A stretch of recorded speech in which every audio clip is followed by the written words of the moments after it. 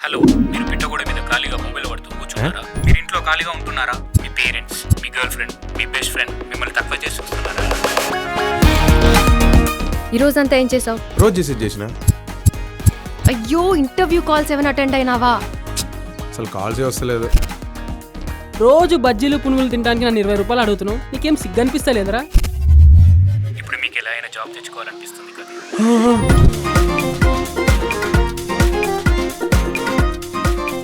నీకు ఇంత మంచి ప్యాకేజ్తో జాబ్ వచ్చిందంటే నాకు నమ్మబుద్ధి అయితే లేదు కదా.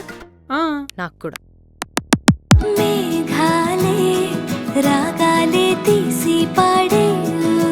కానీ నాకు మాత్రం చాలా హ్యాపీ అబ్బా నీకు జాబ్ వచ్చినందుకు.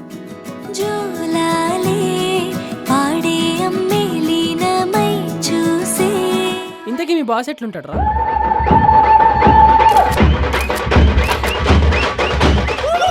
వాడు కొంచెం డిఫరెంట్ క్యాండిడేట్ రా. ఏంటి బీటెక్? అవును బస్. ముఖం చూస్తేనే అర్థమవుతుంది. కానీ కొంచెం కొద్ది చేస్తాడు రా. కానీ మస్తు తెలివినోడు రా. ఏ ఎక్స్పీరియన్స్ లేకుండా కూడా జాబ్ ఇప్పిస్తాడు రా. ఆ విషయం నేను చూస్తేనే అర్థమవుతుందిలే. ఏంటి సత్య రమణ్ పిలిచావు? నీ కంపెనీలో జాబ్ మానేయాలి. నేను జాబ్ మానేయడం ఏంటి సత్య? నువ్వు ఏం మాట్లాడుతున్నావు? నీకు అర్థమవుతుందా? ఇందులో అర్థం కాకపోవడానికి ఏముంది హరి? నువ్వు ఆ జాబ్ చేయడం నాకు ఇష్టం లేదు. రేపటికల్లా రెసిగ్నేషన్ పెట్టే అంతే. నీకు నా కెరీర్ అంటే మజాక్ అయిపోయింది. మొన్నేమో జాబ్ లేదని, వాళ్ళేమో జాబ్ మానేయమని.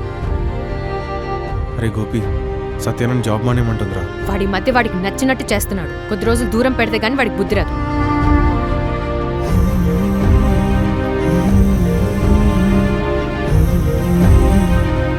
మన సంతోషం కోసం మనల్ని ఇష్టపడేవాళ్ళు ఎన్ని తప్పులు చేసినా కూడా వాళ్ళని తప్పు పట్టకూడదని.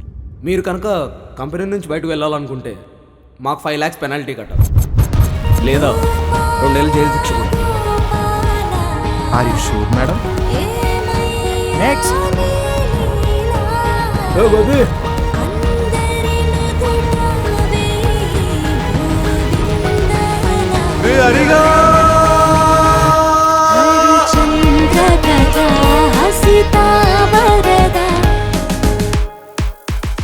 గోపి, ఆ, నాకు చాలా భయం వేస్తుందిరా.